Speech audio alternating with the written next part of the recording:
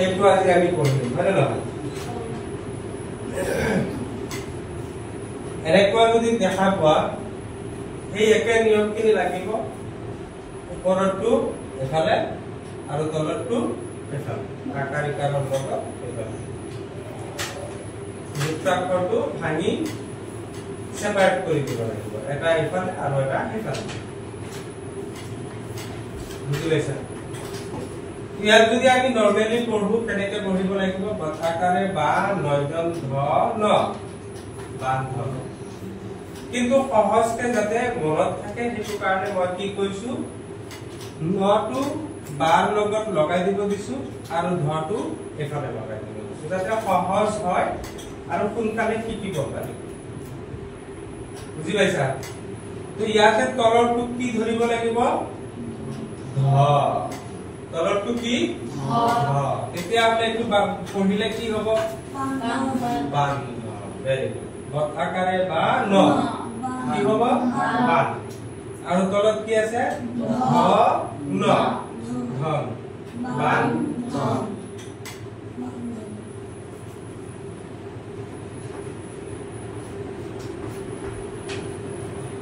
তেতিয়াহ'লে এইটো কি হ'ব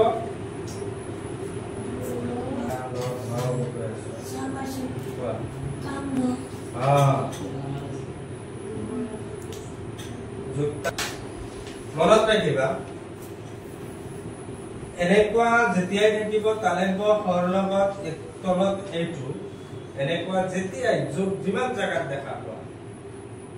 সব টাইমতে সব জায়গাতে তুমি মনত ৰাখিব লাগিব তেতিয়া তালিব হৰটো আমি সব বুলি ধৰিব লাগিব কি বুলি ধৰিব লাগিব স স প্ৰথম স যেনেকুৱা তেনেকুৱা স আৰু তলৰটো কি হয় ৰ বুলি ধৰিব লাগিব এনে নৰমালত এটো পঢ়িলে কেনেকে পঢ়িব লাগে অ ৰতি শিকাৰে ৰি তালিব হৰস্ৰ ম পৰিস্ৰ কিন্তু মই তোমালোকৰ কাৰণে সহজ কৰি দিয়াৰ কাৰণে মই কেনেকে বুজাম এই ওপৰটোক আমি স বুলি ধৰিম এনেকুৱা তালিব হৰ লগত ৰ থাকিলেই আমি তালিব কি ধৰিম স তো আৰু নিয়ম আমি আগতে পঢ়িছো যে যেতিয়া যুক্তাক্ষৰ থাকিব ওপৰটো এফালে আহিব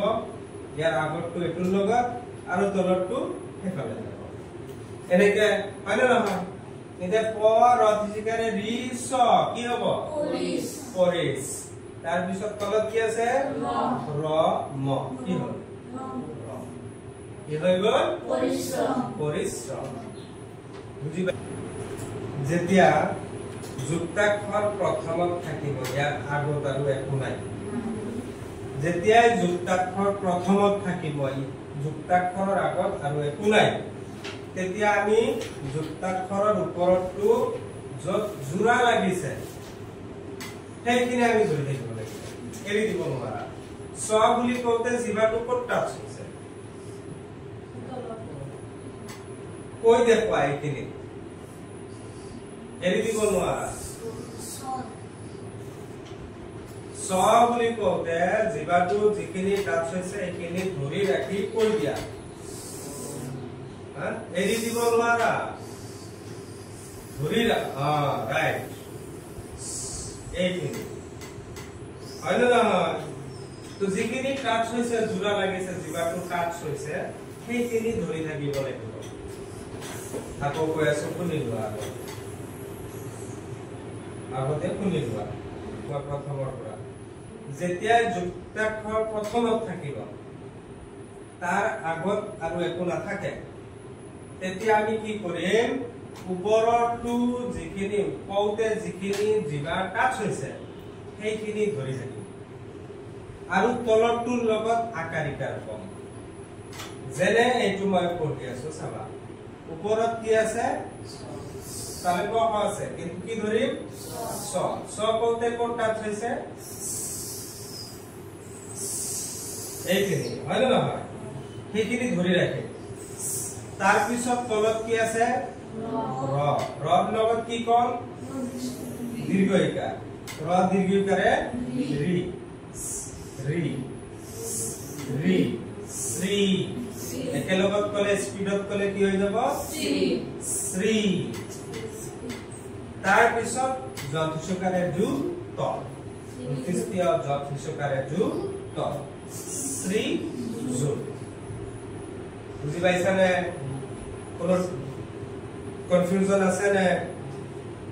প্ৰথমত যুক্তাক্ষৰ থাকিলে মাজত থাকিলে তো আমি ভগাই লওঁ আমি কেনে এটা ইফালে আৰু এটা ইফালে কিন্তু যেতিয়া ফাৰ্ষ্টতেই যুক্তাক্ষৰ থাকিব তেতিয়া আমি ওপৰৰটো